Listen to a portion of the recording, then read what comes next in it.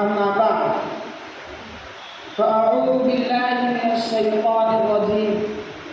فلعلك باخع نفسك على آثارهم إن لم يؤمنوا بهذا الحديث أسفا. وقال عليه الصلاة والسلام أخذت في الله وما يخاف أحد ولقد أوذيت في سبيل الله وما يؤذى أحد أو كما قال عليه الصلاة والسلام.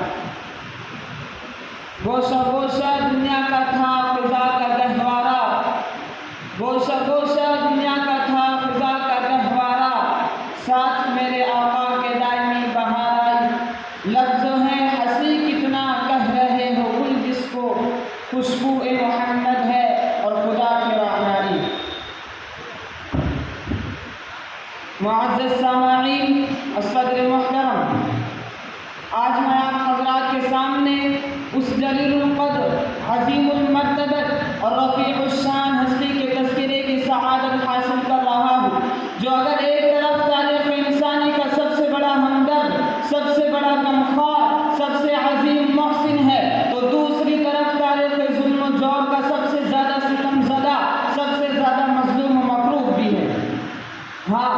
आज मैं उस मोहसिन आज़म की दास्तान दिल ख़राश और किस्सा दिल नवाज़ सुनाऊँगा। हज़रात,